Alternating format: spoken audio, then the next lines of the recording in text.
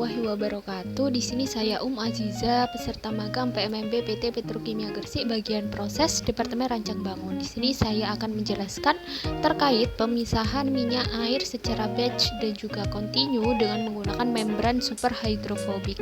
Langsung saja, untuk pengertian dari membran sendiri itu bertindak sebagai penghalang untuk memisahkan kontaminan dari air dan menghilangkan partikel yang dapat mencemari air. Jadi permasalahan yang ada itu yang paling banyak yaitu pencemaran oleh minyak. Jadi perairan tersebut itu menjadi emulsi antara minyak dan juga air.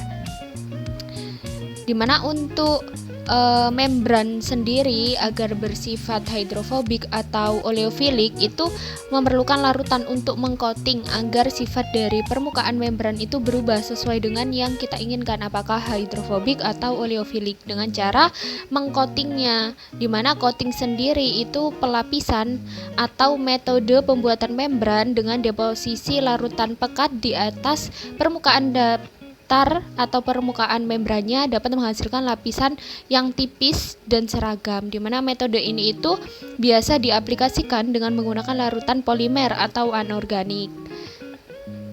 Di mana untuk pemisahan minyak dan juga air sendiri itu bertujuan untuk mengetahui tingkat keefektifan membran dari kain katun yang sudah tercoating itu untuk memisahkan minyak dan juga air, dengan cara membran tersebut itu menyerap minyak dan juga menolak air. Di mana mekanisme dari pemisahan minyak air itu dapat dilihat pada gambar tersebut, di mana membran tersebut itu dapat menyerap minyak dan menolak air. Di mana untuk pemisahan minyak dan juga air itu dapat dilakukan dengan cara sistem batch dan juga continue, di mana sistem continue sendiri itu merupakan suatu metode atau proses di mana proses itu berlangsung secara terus-menerus tanpa berhenti. Sedangkan untuk sistem batch yaitu pemasukan bahan baku atau pengeluaran hasil yaitu produk dilakukan dalam selang waktu tertentu atau tidak terus-menerus. Dimana untuk pemisahan secara batch sendiri itu memerlukan bahan dan juga alat sebagai berikut, dimana untuk alatnya itu menggunakan baskom, kemudian jarum, saringan, kemudian spons, dan untuk bahannya sendiri tentunya emulsi dari campuran minyak dan juga air, kemudian methyl red, kemudian benang dan juga membran. Di mana untuk pemisahan minyak dan juga air secara batch itu dilakukan dengan membentuk membran tersebut itu menyerupai seperti kapal, kemudian nantinya akan diletakkan pada campuran antara minyak dan juga air untuk dilakukan pemisahan. Jadi sebelum dicampur, minyak tersebut itu ditambahkan dengan methyl red untuk membedakan nantinya apakah minyak tersebut itu benar-benar terserap oleh membrannya atau enggak. Jadi nanti waktu penelitian itu dapat lebih jelas. Nah, dimana untuk setelah dilakukan pemisahan dapat dilihat pada gambar membran tersebut itu berubah jadi merah, yang menyatakan bahwa membran tersebut itu dapat menyerap minyak dan juga menolak air. Dimana untuk mekanismenya sendiri itu dapat dilihat pada gambar berikut. Membran tersebut menyerap minyak kemudian menolak air, di mana sifat dari membran tersebut yaitu super hydrophobic.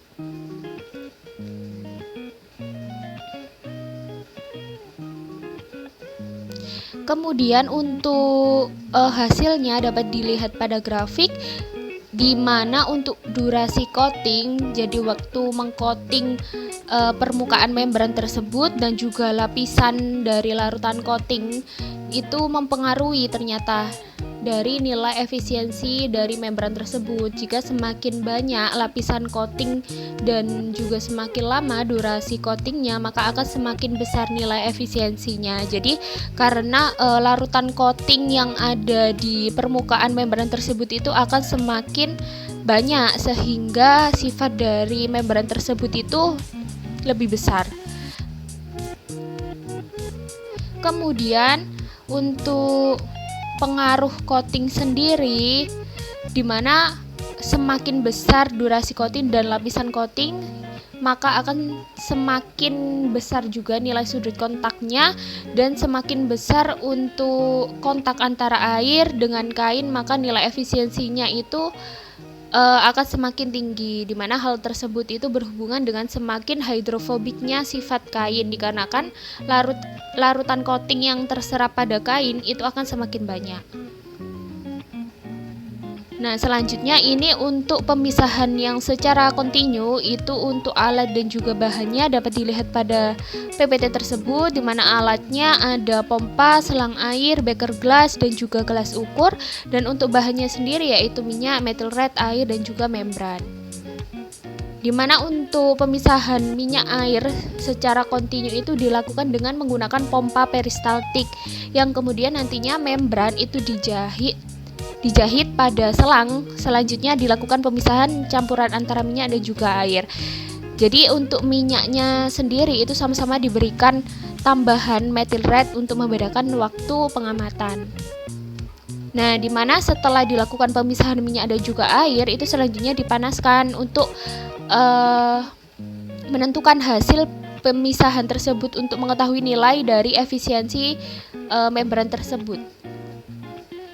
Di mana untuk nilai efisiensinya itu dapat dihitung sesuai dengan rumus berikut, di mana XA min XB per XA, di mana untuk XA sendiri itu massa minyak akhir, kemudian XB itu massa minyak awal. Nantinya dihitung sesuai dengan persamaan tersebut, di mana untuk efisiensi dari membran untuk memisahkan minyak dan juga air, di mana semakin besar tentunya nilai efisiensi dari pemisahan minyak itu akan semakin baik. Nah, di mana untuk rumus perhitungan laju alir antara pemisahan minyak dan juga air di dalam satuan per detik itu dapat dilihat pada grafik. Nantinya dapat ditemukan persamaan linearnya, dan nantinya untuk nilai gradien itu termasuk nilai laju alirnya dalam satuan gram per sekon. Nah, dimana dapat dilihat pada grafik untuk hasil dari nilai efisiensi, yaitu durasi coating dan juga lapisan pada saat mengcoating itu mempengaruhi nilai efisiensi dari membran tersebut. Jika semakin banyak lapisan coating dan semakin lama durasi coating, maka akan semakin besar nilai efisiensi. Nah, dimana untuk pemisahan secara kontinu tadi kan menggunakan pompa peristaltik, dimana pompa sendiri itu merupakan salah satu jenis mesin fluida yang berfungsi untuk memberikan energi kepada fluida sehingga dapat dipindahkan dari satu tempat ke tempat lain.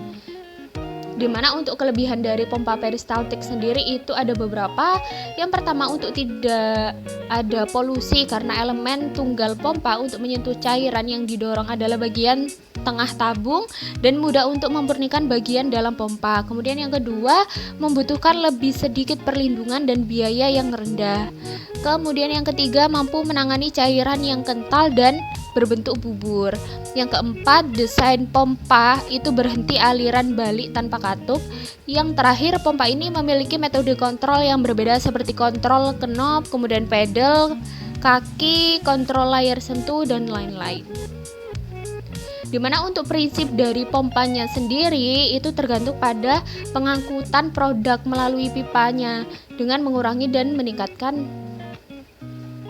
Kemudian untuk jenis pompanya sendiri, pompa peristaltik ini ada dua, yaitu pompa tabung dan juga pompa selang atau pipa. Dimana untuk pompa tabung ideal untuk tingkat pasokan rendah dan ini sepenuhnya dapat diprogram dengan pilihan banyak heat. Kemudian yang kedua ini ada pompa selang, dimana pompa selang ideal itu untuk memasok konten yang sangat sulit.